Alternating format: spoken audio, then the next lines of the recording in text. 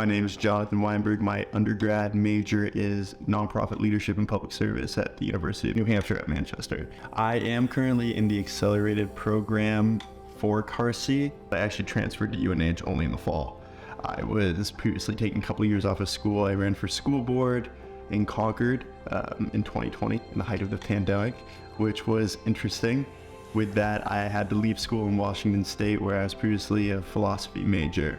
So when I was looking at schools to apply to, one of my biggest decisions was how will transfer credits come?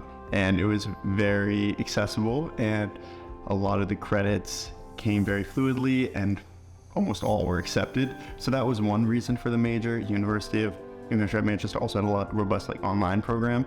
So I was able to live in Concord and still participate in an active online education. In Concord, there was a teacher that sexually assaulted a student. Students spoke up. They weren't really listened to. So then there was this tension and kind of distrust that was sown in the community.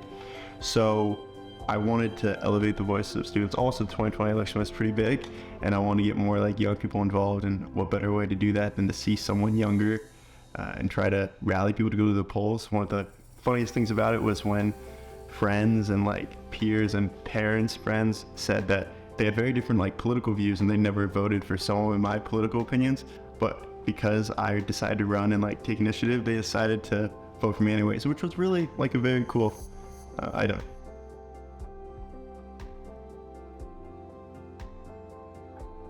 Well, it's funny because it was a school board race, and so it's obviously not the most prestigious or well-known position, but it felt really good. I felt like I worked really hard to do it, and I think I was just nervous about if I could really make changes or what I wanted to do in the role. But what I kept reminding myself is just by winning the race, I already completed the goal that I wanted to, which was getting a younger person in the position, getting a younger voice and younger presence. The school board, I've learned more than probably I would ever learn in any classroom. Because you learn by making mistakes, you learn by what you don't know. You sit in meetings and listen to people who've been doing it for years, and maybe then if you contribute, you have a new idea. So I'd say the more younger people involved, the better, because you learn yourself, but also people learn from you. And I don't think that's something that should be taken for granted. And a lot of people I feel are hesitant to get involved because they don't have the qualifications or experiences, but that should not be an inhibitor, because I don't have the qualifications or experiences. And also, many of the individuals in these positions do not have the qualifications, so to say, or experiences that you might anticipate or should be in that role. So why shouldn't you run?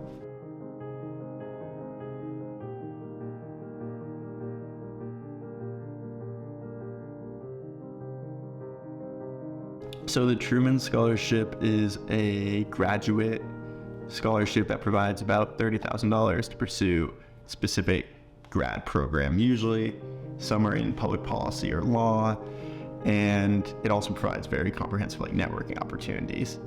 I applied in the fall. It's a pretty comprehensive process. I'm not going to get the right essay amount on my mind, but I think there are 8 essays. The first iteration is going to a screening period where they read through all the applications.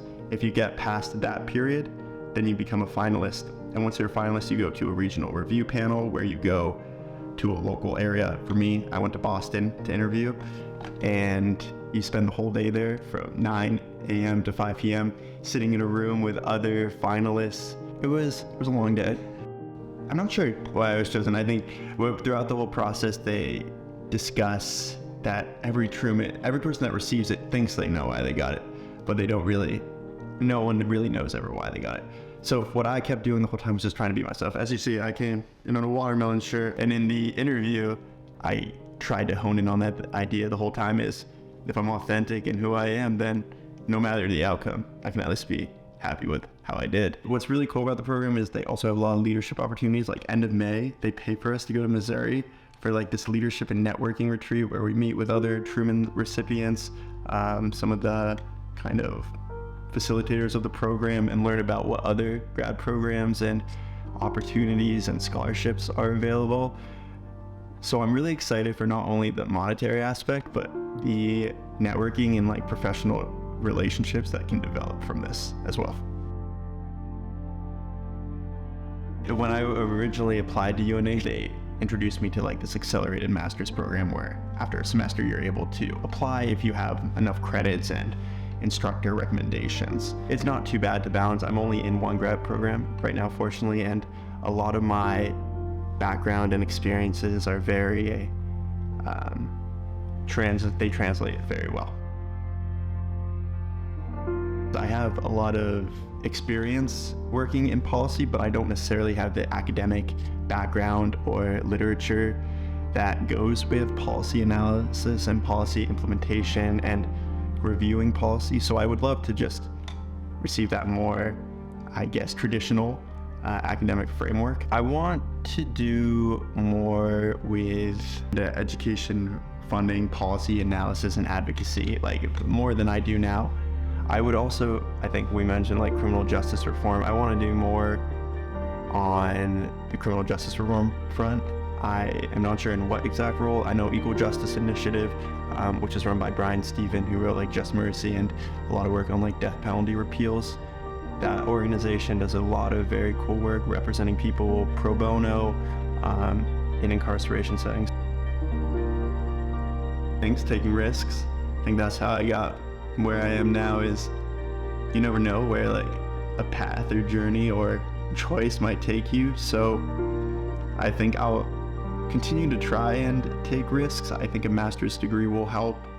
Obviously, credibility-wise and qualifications, that's one way that it helps, but also networking, you learn, you meet people in class and the skills. And I think by learning MPP and receiving an MPP, it's very general, so you can apply that to varying issues. If I want to do public ed, if I want to do criminal justice reform, immigration reform, either of these ideas, an MPP would provide me with the skills to pursue any of the paths or all.